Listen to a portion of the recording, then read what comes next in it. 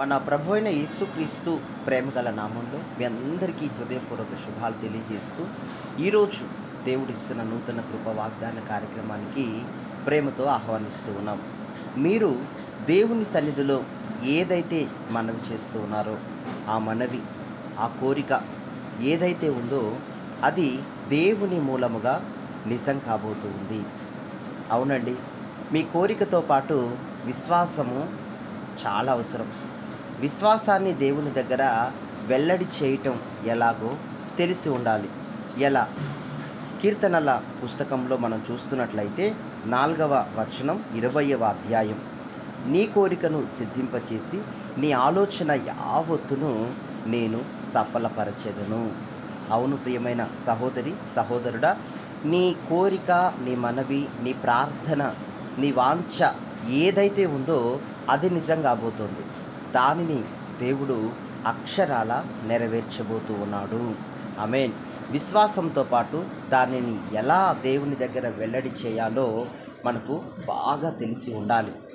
ఈ వాక్యాన్ని మీరు గమనిస్తూ ఉన్నప్పుడు ఇక్కడ దావీదు రాస్తున్నటువంటి మాట ఇది. విశ్వాసాన్ని వెల్లడి చేసే వారముగా ఉన్నప్పుడు సమస్తమైన కార్యములు దేవుని మూలంగా నెరవేర్చబడతాయి. ఒకానొక ప్రాంతంలో జాన్ హిల్లర్ అనేటటువంటి ఒక దైవజనులు ఉండేవారు. ఆయన వారి కుమారుడు ఇద్దరు కూడా దైవ సేవకులే. వారు సేవ ప్రారంభంలో చిన్న గుడిసెలో సేవను ప్రారంభిస్తూ ఉన్నారు. కొన్ని దినాలు, కొన్ని సంవత్సరాల తర్వాత 90 మంది విశ్వాసులుగా ఆ సంఘము ఆశీర్వదించబడింది. 90 మంది 13 సంవత్సరాలైనా సరే ఆ సంఘము ఇంకా పెరగట్లేదు. 90 మందితోనే ఉంటుంది. అప్పుడు ఆ దైవజనుల హృదయంలో ఉన్న కోరికను, అప్పటి వరకు ఆ కోరికను దేవునికి చెప్పలా, ఆ కోరికను దేవుని సన్నిధిలో వారు తెలియజేస్తూ ఉన్నారు. దేవుని దగ్గర వాళ్ళ యొక్క మనవిని ప్రజెంట్ చేస్తూ ఉన్నారు. ఎట్లా?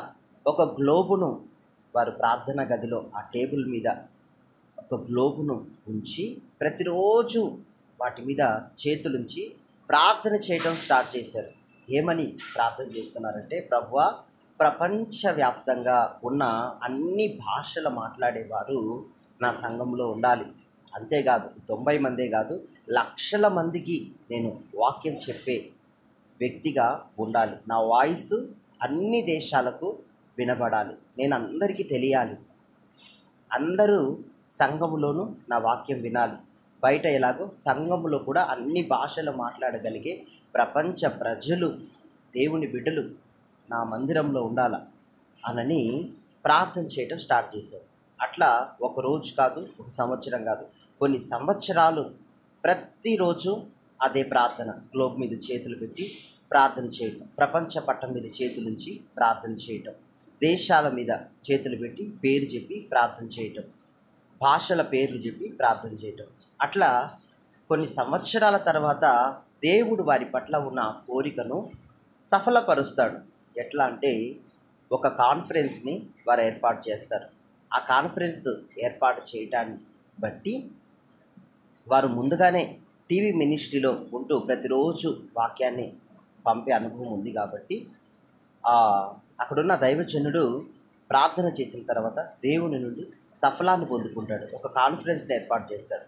ఆ కాన్ఫరెన్స్లో 125 దేశాల నుండి అనేక మంది క్రైస్తవేతరులు వచ్చి పాలు పొందుతారు.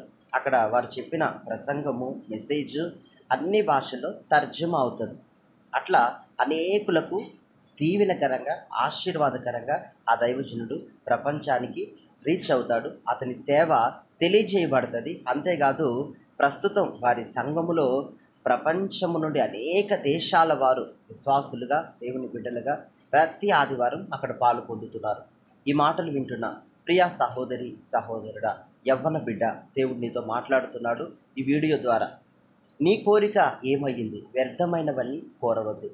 ఉపయోగకరమైనది, దేవుని చిత్తానుసారమైనది, మంచిది, శ్రేష్టమైనది, నిజమైనది కోరిక నువ్వు ఆయన సన్నిధిలో కోరినప్పుడు దేవుడు దాన్ని నెరవేర్చుటకు ఎంతో సమయం పట్టదు. త్వరలోనే దేవుడు నీ పట్ల కార్యము చేయబోతున్నాడు.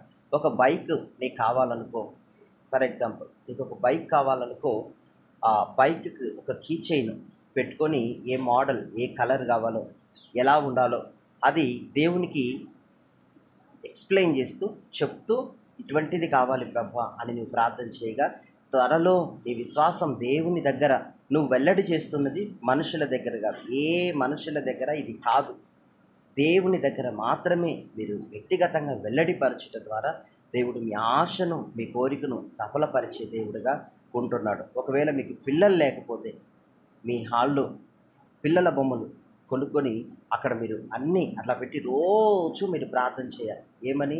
ప్రభా పిల్లలను నాకు దయచేయండి, నేను సిద్ధంగా ఉన్నాను, నాకు పిల్లలను దయచేయండి అని మీరు ప్రార్థన చేయగలగాలి. అంతేకాదు ఒక ఇల్లు మీరు కొనాలనుకున్నట్లయితే ఒక అద్భుతమైన ఇంటి పిక్చర్ని కానీ పోస్టర్ని కానీ మీ కళ్ళ ఎదుట ఉంచుకొని ప్రతిరోజు చేతులుంచి దాని మీద ప్రార్థన చేయండి. ప్రతిరోజు దేవుడు ఇచ్చే వరకు ఆయన పాదాలు వదలొద్దు. అలా మీరు ప్రార్థన చేయడాన్ని బట్టి ఒకరోజు అటువంటి ఇంటిని, అంతకంటే శ్రేష్టమైనటువంటి గృహమును మీరు ప్రారంభోత్సవం చేసుకోగలుగుతారు. ఆ ఇంటిలోకి కొత్త ఇల్లును కొనగలుగుతారు లేదా కట్టుకోగలుగుతారు. అందులో మీరు సొంత గృహముగా ప్రవేశించగలుగుతారు. దేవుడు ఈ రీతిగా దేవుని దగ్గర మీ విశ్వాసాన్ని వెల్లడిపరచుట ద్వారా త్వరగా ఆయన కార్యములు చేసేటటువంటి దేవుడై ఉన్నాడు. చాలామందికి ఆశ అయితే ఉంటుంది కానీ దేవుని దగ్గర ఎట్లా వెల్లడి చేయాలో తెలియలేదు. కానీ ఈ వీడియోలో దావీదు రాసినటువంటి ఈ కీర్తన ద్వారా దేవునికి ఇట్లా వెల్లడి చేయాలని మనకు తెలియజేస్తున్నాడు. మనం ఈ ప్రకారంగా నడిపించబడినప్పుడు పరిశుద్ధాత్ముడు మనకి నడిపింపిస్తున్నాడు. ఈ విధంగా వెళ్ళినప్పుడు, ఈ మార్గం ద్వారా వెళ్ళినప్పుడు తప్పనిసరిగా మీ ఆశలు ఉద్యోగరీత్యా, వ్యాపార రీత్యా, లేకపోతే ఇంకొకటి మీ మనస్సు వాంఛ ఏదైతే ఉందో ఆ ప్రకారంగా మీరు కార్యం చేసి ప్రార్థన చేసినప్పుడు దేవుడు తగిన సమయమందు మీరు ఆశించిన దానికన్నా, ఊహించిన దానికన్నా శ్రేష్టముగా దేవుడు అది మీకు ఇచ్చే దేవుడై ఉంటున్నాడు. ఈ మాటలు మీ వినికిడిలో స్థిరపరచబడును గాక. God bless you. ఆమేన్.